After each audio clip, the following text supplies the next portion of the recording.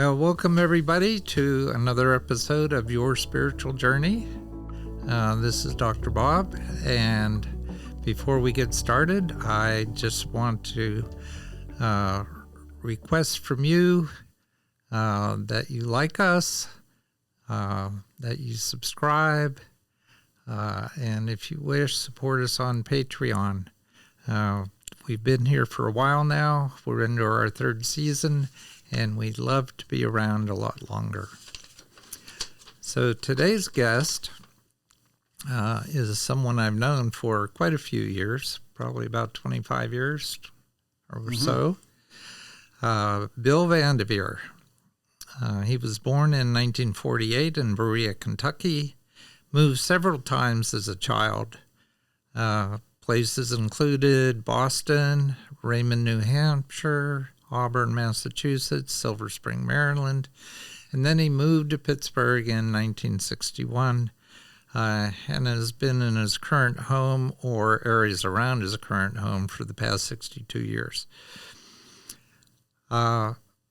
He's been married twice. His first wife died from cancer, and his current wife, Mary,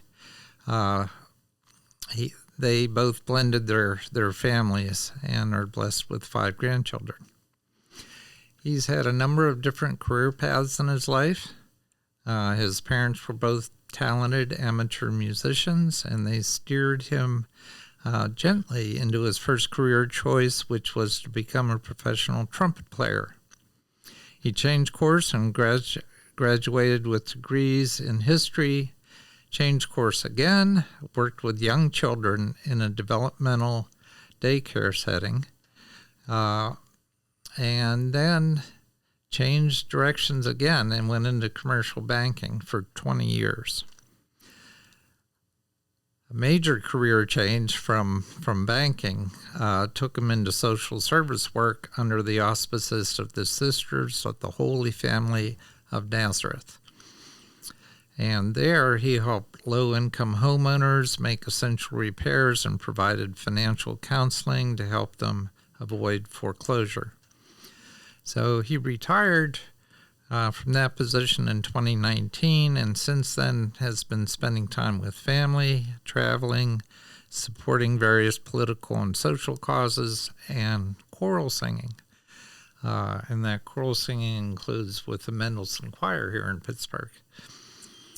He's an elder in the Waverly Presbyterian Church and enjoys helping that church pursue their social justice and home repair ministries.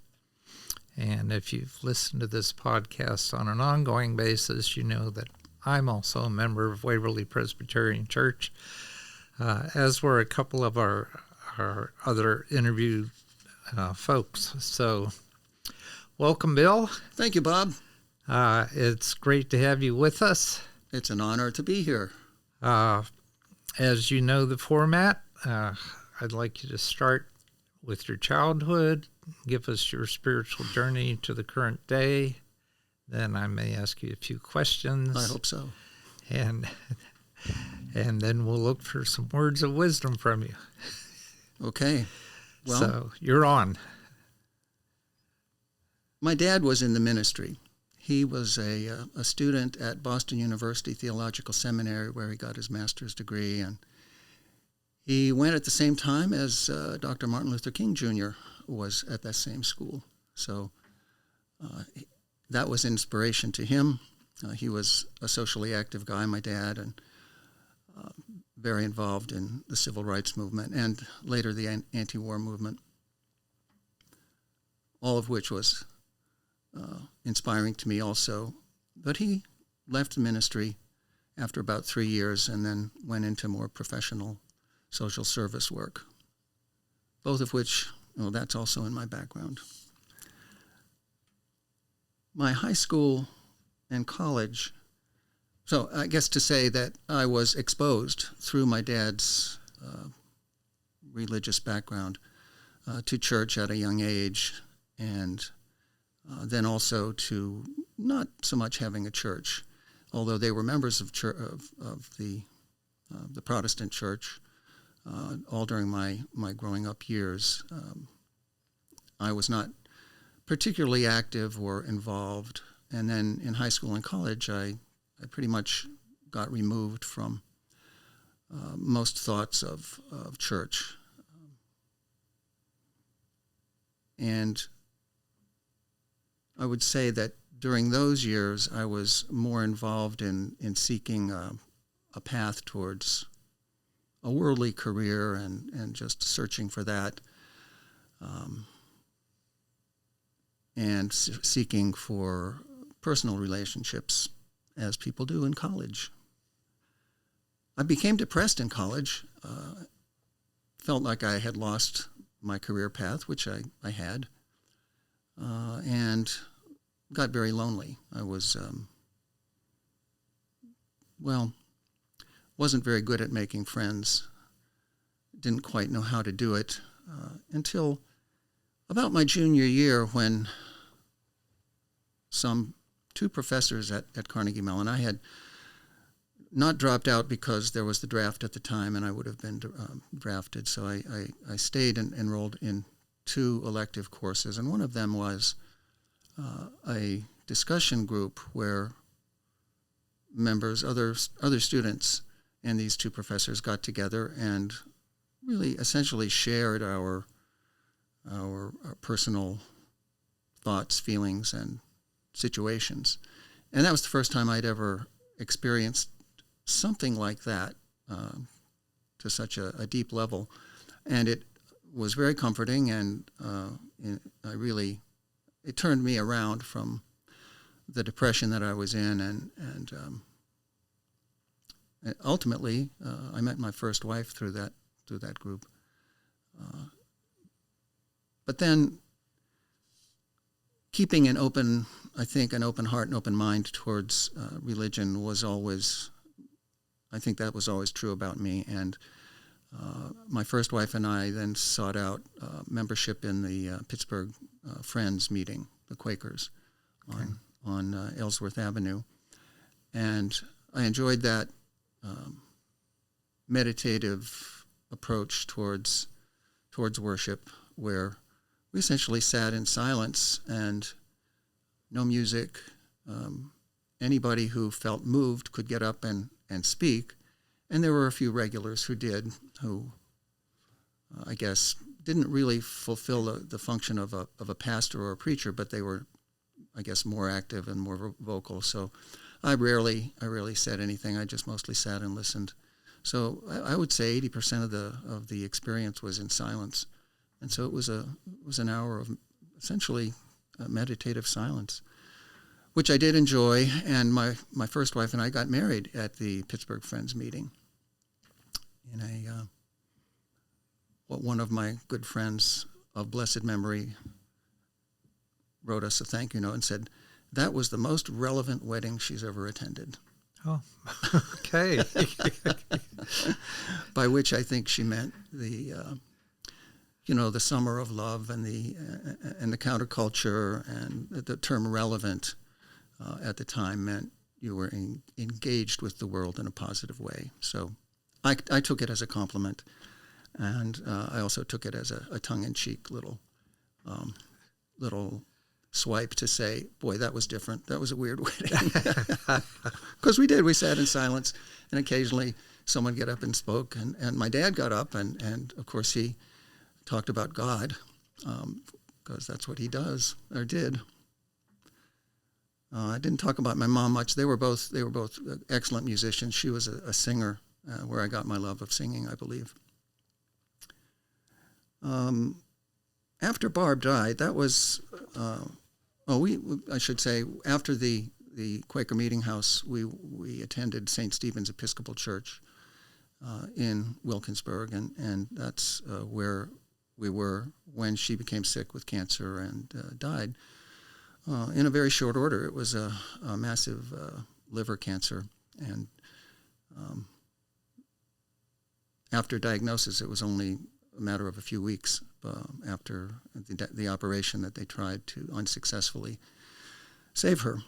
So she died. We had 2 kids, a 1-year-old and a 10-year-old at the time. And by God's grace, I was able to meet Mary very quickly, who also had a daughter, and we, after a few years of partnership, we married. And she saved my family, for sure, from a much harsher and more difficult journey. After Barb died, Mary and I did some church shopping. For various reasons, she wasn't as comfortable as I had been in St. Stephen's. And so we shopped, went to the Covenant Church of Pittsburgh for several of their services. And at that point, I felt moved at one point during one of their services to get up and respond to the altar call and go up and publicly express my need for a relationship with Jesus. And they prayed with me, and we went home and kept church shopping.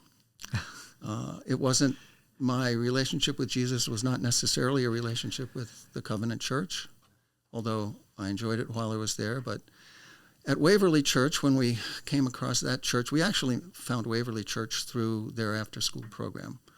Our son Peter at that time attended their after-school program. He was a student at the Regent Square Elementary School, and it was very convenient. And went in, and we met their wonderful children's programming staff, the head of which is still doing it, Jean Bird. I'll feel free to mention her. And so we chose Waverly largely because of that wonderful child-centered approach that they still have. I love Waverly Church because it's not doctrinaire. I know relatively little about the Calvinist history of the Presbyterian Church, and the doctrines, specifically the predestination doctrine, I've never understood or appreciated that. But the thing about Waverly is you don't have to.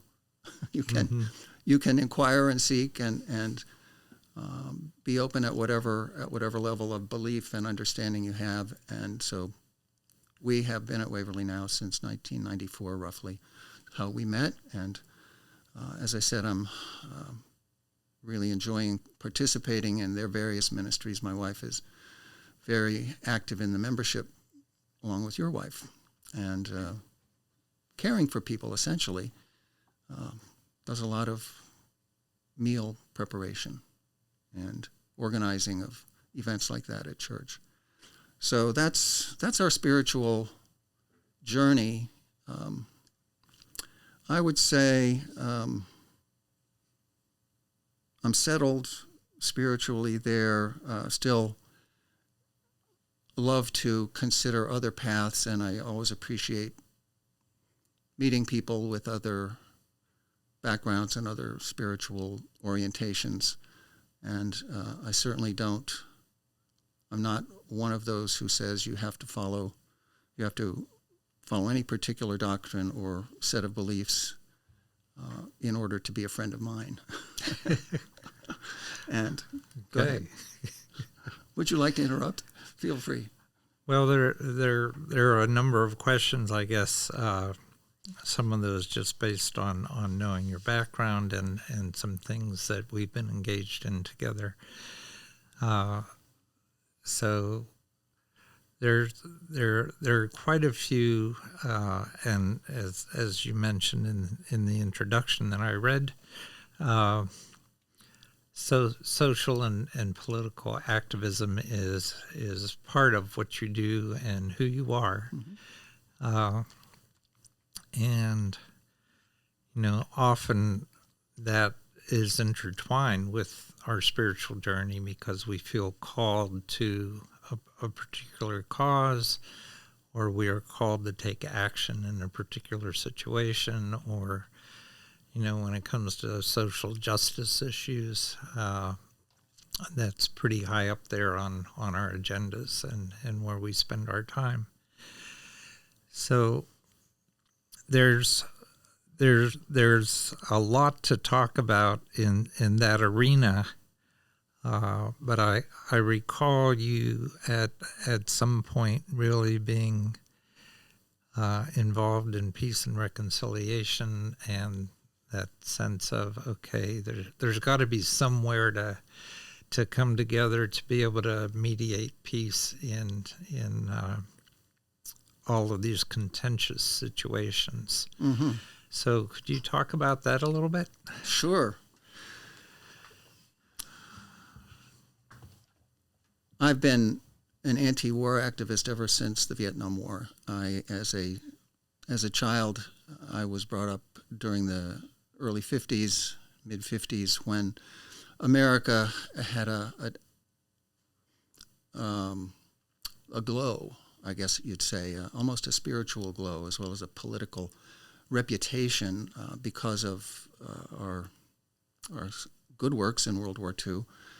I didn't hear so much about the other side of our behavior during World War II until I was older, but as a 10, 12-year-old kid, America was, to me, an image to be proud of, and an image to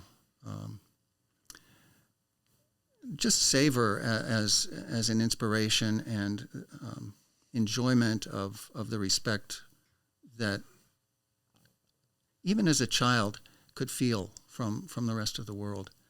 But in the Vietnam War, I did some reading as a college freshman, and became rapidly disabused of that image of America. And ever since then, through one military misadventure after another, I feel America is continuing down the wrong path. Essentially, the path of militaristic empire rather than world peace and justice. The conflicts that America finds ourselves in have not gone well, as you know, for the past few of them. And the current conflict in the Ukraine is still very much in question as to the outcome. So the question had to do with reconciliation and reconciling conflict on an international level. I guess is my main concern because it's so scary, because it's just there are such dire consequences of not reconciling people. Reconciling on a personal level is also, of course, key and very important, and that's where we start to learn how to reconcile on an international level, is by resolving conflicts in a peaceable and compassionate fashion between individual people, between small groups. And along that line, one of the most helpful resources that I have found, and it's been talked about here before with David Russell, who you interviewed a while back. It's called there's a book called Nonviolent Communication, but the overall, I guess, title that we prefer is Compassionate Communication, because nonviolent has a specific intent and meaning, as if there is fighting going on before you can start having this kind of conversation. But compassionate communication simply means talk between people in a kind and empathic way, where the intent, if there are conflicts, the intent is that both people will have their needs, both sides, people or groups, will have their needs satisfied, their fundamental needs satisfied. And there is a whole study, a whole methodology of language to help that occur. And people in general, and me in particular, did not understand that language until I hope I do now, after several years of studying Marshall Rosenberg's work. So that's my approach now towards conflict mediation, conflict resolution is essentially guided by that style of communication. So the sense that I get, and this is from some additional reading that I've done, is that compromise is not the way to go when we're looking at peace and harmony. That compromise involves both sides giving something up. Yeah. And, as you talked about compassion and communication, you talked about both sides getting their needs satisfied. Right. Which, flies in the face of sort of the traditional way that we look at peace. Like, okay, you give this up, I give this up, and then we can live peaceably together, but neither one of us are happy. So, well, it's short-lived. But even that is better than coming to blows. Well, yeah. So yeah, let's put it on a hierarchy. There's coming to blows. That's we want to avoid. There's compromise, which sometimes we have to do, and then there's this idea that fundamentally everybody has the same basic needs. Everybody in the world.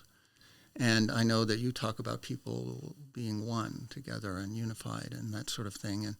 And I believe that's true. I believe that there is a certain hierarchy or certain vocabulary, limited set of basic needs that we all share. I mean, just name a few of them. Physical safety. I don't think there's anyone in the world, except for extreme sports people who volunteer Yeah. would want to not be physically safe, at least most of the time. Yeah. Of course, there's adventurers and you go out on edge, but that's essentially you're in agreement with yourself that I'm in control and I'm not going to die. Otherwise, you probably wouldn't do it unless you were suicidal. But yes, to recognize our common humanity is to arrive at that basic level of needs that everyone's trying to satisfy. And the theory and the practice of nonviolent or compassionate communication is to name those needs and to recognize our feelings when they are not met, when the needs are not being met. Mm-hmm. And then to essentially try to recognize and help each other to find ways, strategies to get the need met for both people. So if it's physical safety, if it's being satisfied, physically hungry, not everyone can eat.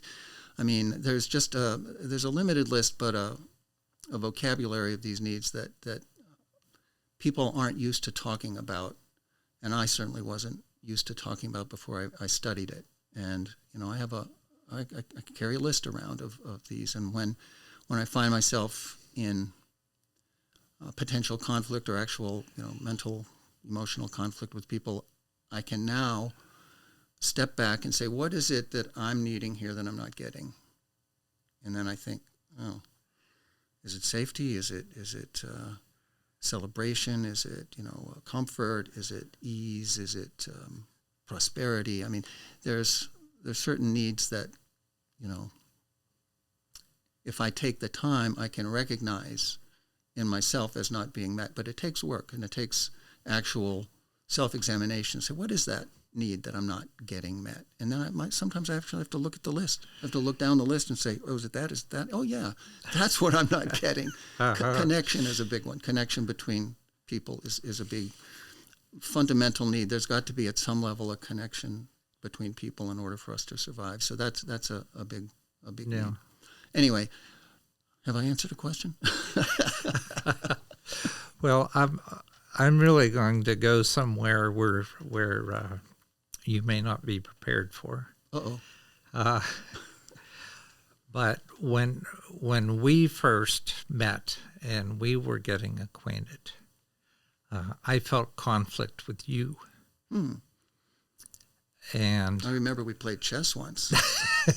That's a conflict game. Boy, yes, and you beat me. Yeah, I was very aggressive, and you were very defensive, as I recall. Yeah, that's my remembrance. But go ahead. Well, you've got a better memory than I do because I don't even remember that situation. But I guess after examining it, what I saw was that you are a man of action. You like to be doing things, Mm-hmm. and it's in your nature to look at an issue, look at a problem, and say, "Okay, I'm going to do this," or "We're going to do this," and that's going to fix it, or that's going to solve the problem, or that's going to at least show some progress toward this. And my nature is more contemplative and, well, let's think about that. And let's look at it from all the angles. And there were situations where we were together in groups to look at situations. And I thought, oh, there's Bill again. He's going this way. And I want to go this way. Mm-hmm. And took me a while to really look internally. And this is where I think that our first response to peace and reconciliation has to happen. And you mentioned it, what needs do I have? I need to look at this and examine myself first. Yeah. And it's that old song, "Let peace begin with me." Mm-hmm. And I guess what I have learned in becoming a bit more spiritually mature is just that sense that it's all in here, and if I can change my way, my perspective, my way of looking at something, and allow myself to see how the other person is looking at it. Yeah. That's the beginning of that peace and reconciliation. Say that again. If you can change, did you say? Change my perspective. Change your perspective. Yeah, because the lens at which we look at things typically comes from our beliefs. Mm-hmm. So some of that has to do with challenging your own beliefs in order to change that lens. But, there's a prayer that is basically, Lord, help me to see things differently. Because when you're looking at it one way and it's causing internal conflict for you, or just a sense of unease, then it's sort of a trigger to say, okay, I've got to look at this a little differently. Yeah. And then that sense of unease goes away if you change the lens just a little bit. Absolutely. And sometimes the thing that resonates with me in what you just said is changing perspective in terms of when there's a conflict situation, the perspective is of the other person. So empathy, that's what empathy is your ability to have the perspective of the other person side in the conflict. Right. And that's a challenge. That's, I think, a learned response. It's very difficult when the other side is doing something that you see as just terribly wrong. Mm-hmm. And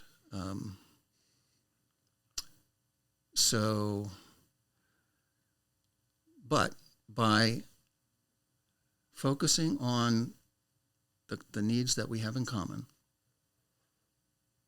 then you can not only I can not only recognize my own need in a conflict situation, but I can try to imagine, what it is that you're needing in that situation.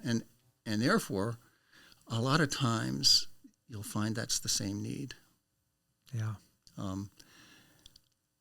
And if it's a war zone, both sides have the need for physical safety. They both have that need. There's other needs, and they have different strategies for trying to achieve that need. But let's start there and see, yeah, can you both be physically safe in the same world? I hope so. I mean, Yeah. and that's where the action of analysis starts, and that's where the action starts.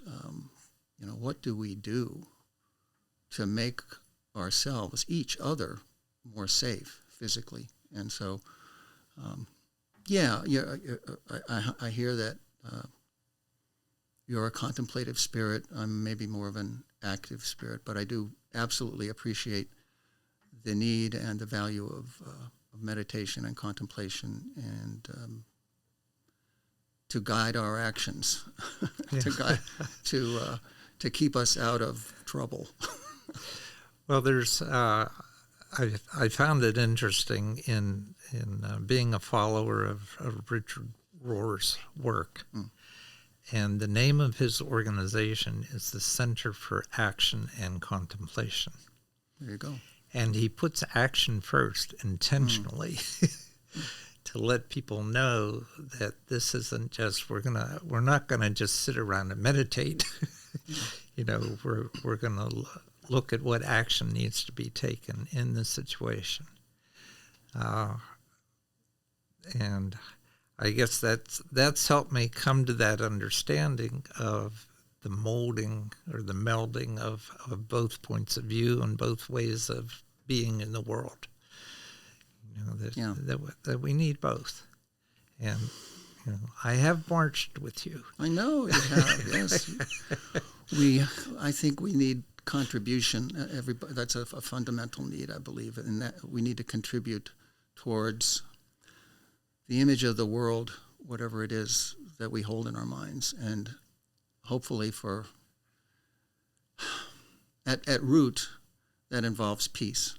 That involves not fighting with each other. So I don't know where I was going with that. But marching anti-war marches and being active, and even, being, I won't say angry, but I will say vehement about our actions. Passionate. Yeah. Passionate. That comes from the need to contribute. We want to contribute towards making a better world. I mean, whatever that image is. Yeah. I think everybody has that need to contribute, and some people, maybe are just by nature more flag wavers, and other people are more discussion. But I absolutely appreciate the need for careful, empathic, compassionate communication between people who are potentially in conflict, or even not in conflict, just wanting to do things differently, having different ways of contributing to the world, and that each of us can guide and teach the other, and we can hopefully benefit from those. Well, as somebody who does a lot of energy work and talks energy language, the energy of anger is very low, of a low vibration, and basically what that means is it's sort of a baser, lesser emotion than passion. And I appreciated your stepping back from anger and trying to use different verbiage for that. Yeah. In Rosenberg's process, recognizing anger happens. I mean, everybody gets angry, I think. Recognizing anger is a way of recognizing an unmet need in ourselves. So if we feel angry, if I can take a deep breath, calm down, and allow myself to think, what is it that's happening? Why am I angry? What's not being met? What need is not being met? Then if I get to that need, then I can explain maybe in a more helpful way what the feeling is. Angry is just a big, broad umbrella, low vibration, as you say. Yeah. Needs that might be close to anger, that might be a little less low, would be like frustration. I'm frustrated. I'm irritated. Something's irritating me. concerned. I'm worried.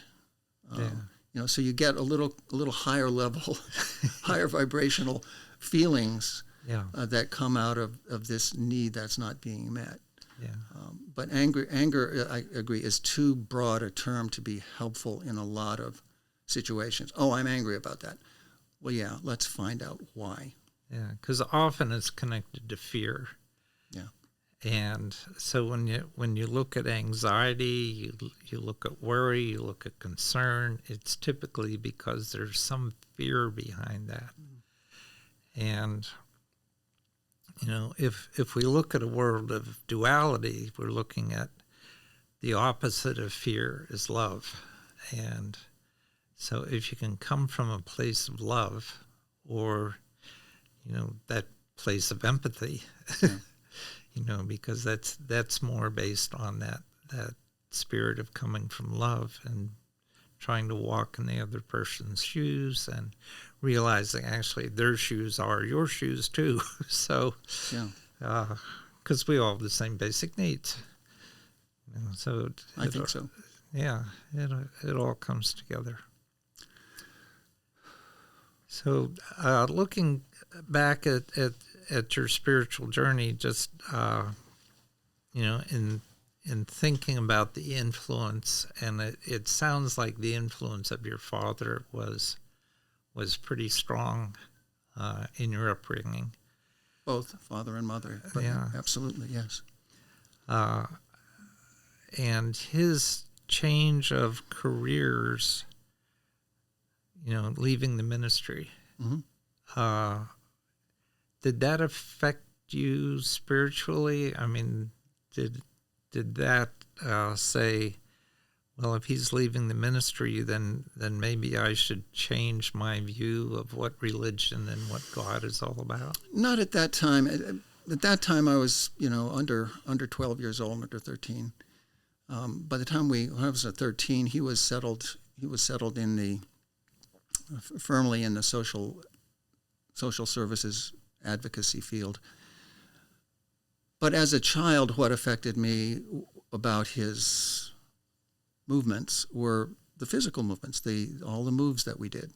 Mm-hmm. I was a couple of years here, a couple of years there, a few years here, a few years there.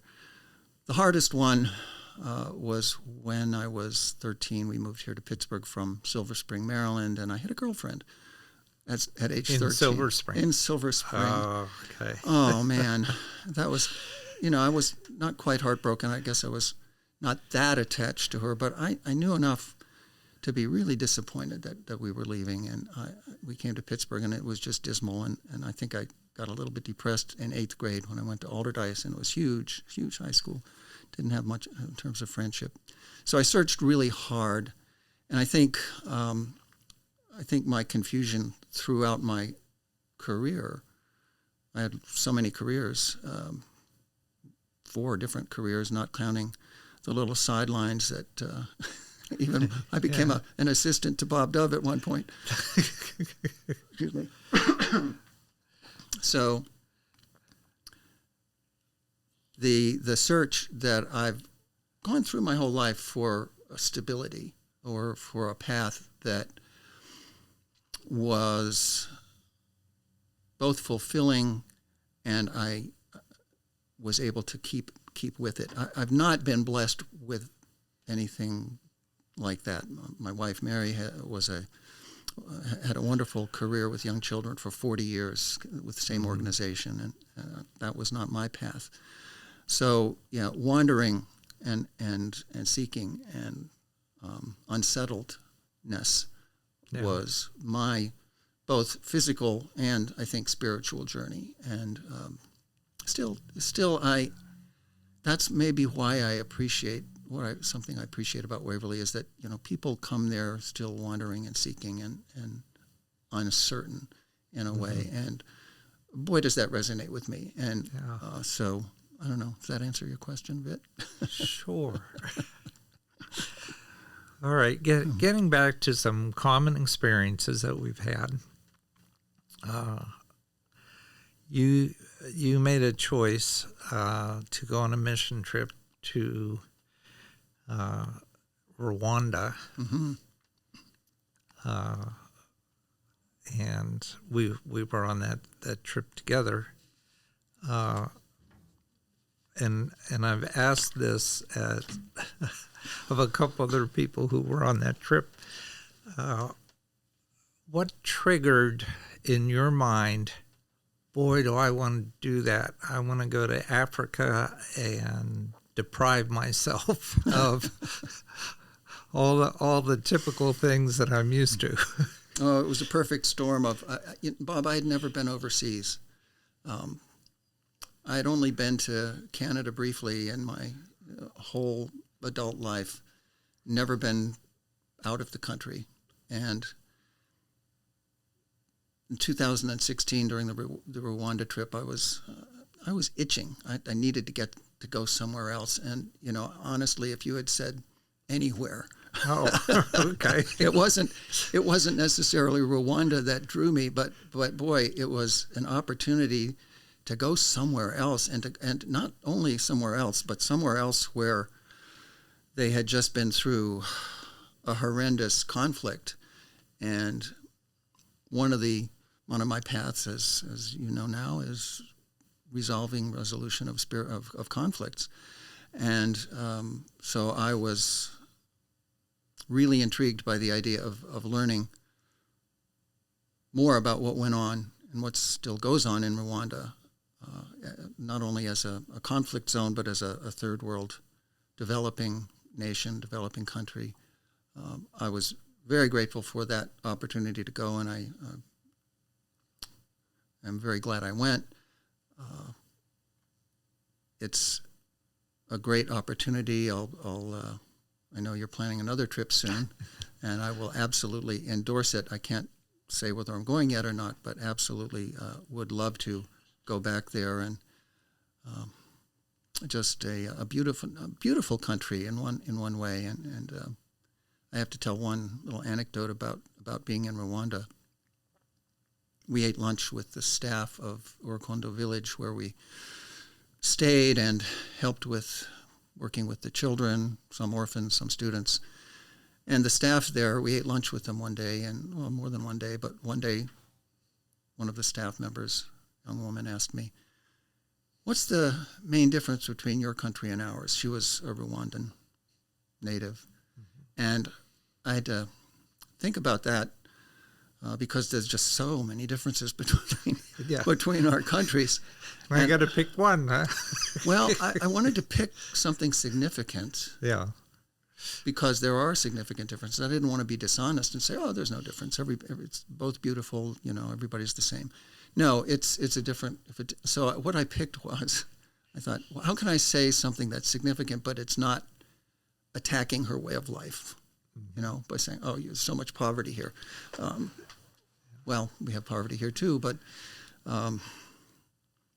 we also have. Well, in any case, what I chose was cars. I said, "The difference is cars." She laughed, and I said, "I have 2 cars," and she laughed even harder. Everybody walks in Rwanda. I mean, the traffic that we have in cars is on foot in Rwanda. So you look out the window, and there's people walking up and down the street. I love that about it. I love the footpaths. It's a wonderful country to learn from, as well as to try to help. It definitely continues to need help, and especially the Urukondo Village folks still need help, and absolutely go there if you have a chance. Yeah. Yeah, I found one of the greatest differences that I observed was people's ability to find joy in the little things. Yeah. And people don't know they're impoverished unless you tell them. Mm-hmm. All right. Yes, absolutely. Especially when it comes to children, they just are. Mm-hmm. But then you plant seeds with them and say, well, you don't have this, and you don't have that, and you don't have that. And then they want those things because, well, it's something that I don't have and everybody else has. And uh, I guess in just seeing the joy and the spirituality of the people in general. A lot of them just thankful that they got up the next morning and they were still alive. Yeah. And having gone through the genocide, that meant a lot. You know, they really came to appreciate life on a daily basis. So, you know, it was a lesson for me in that, gee, I'm alive today. What am I going to do with this life today? Yeah. You know? So that's, I don't know. There's so much to learn from the Rwandan genocide still. Yeah. And from the whole Rwandan experience still. And I really do the opportunity to go there firsthand, but also to learn, to take the time to do some reading and to learn about what's gone on and what's going on. Just a very complicated and still unresolved situation there. Right. Okay, we're getting down to the wire here. So unless you have some other thoughts just in general that we haven't touched on that you'd like to touch on, I'm going to ask you the big question. Go ahead, Bob.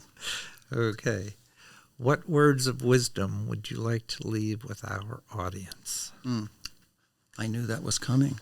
I actually had a chance to think about that a little bit. I didn't give you too much time. No, but I did think about it a little bit, and I think the wisdom that I find at Waverly Church is this: that what does our Lord, what does God require of us? And it's pretty simple. It's humility, it's kindness, and it's doing justice.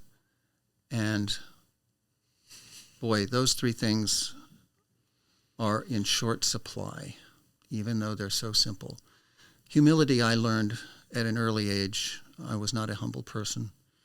I learned it because I wasn't able to pursue my first career dream. So that sort of kicked humility into me among other experiences. But having learned it, I now value it, and it's one of the foundational parts of, I hope, of my spirituality, as well as loving kindness, and that gets to the practice of kindness, not just the love of it. Let's do justice. Let's do kind deeds. Let's be kind,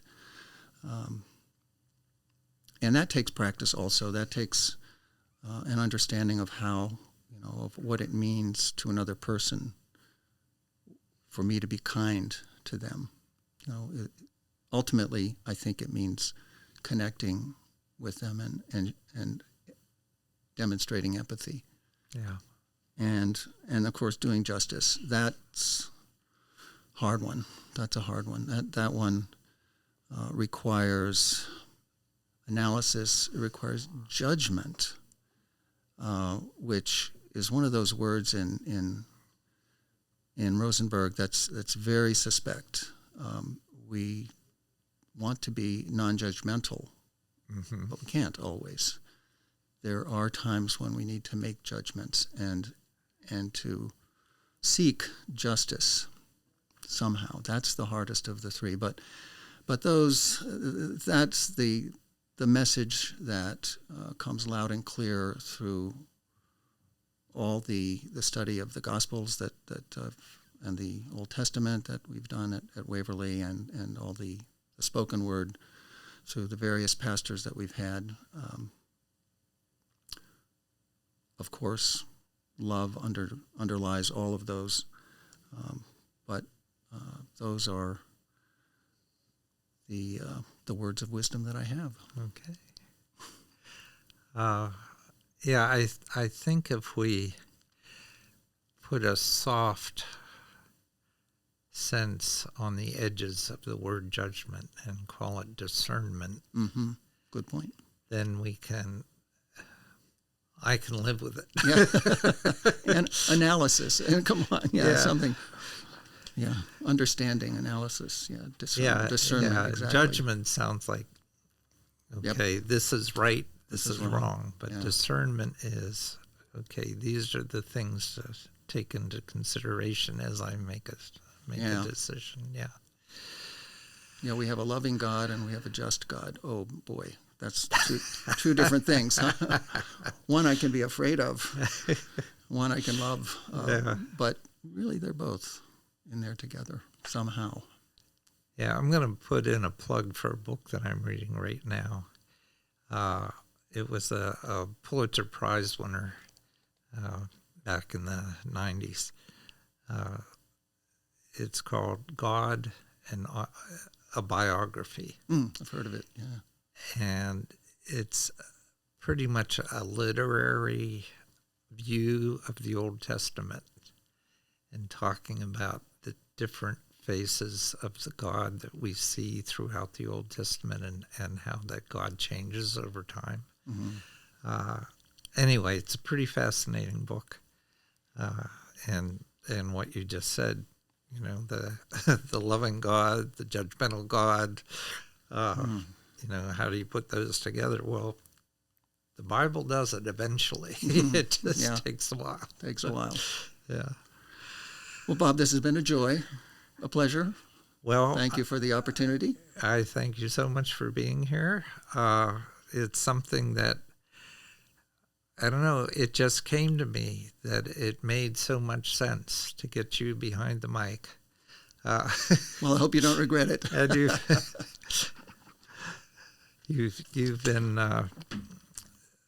an avid follower of this podcast, and I appreciate your comments and your input, and I appreciate your support. So thanks again. And audience, as always,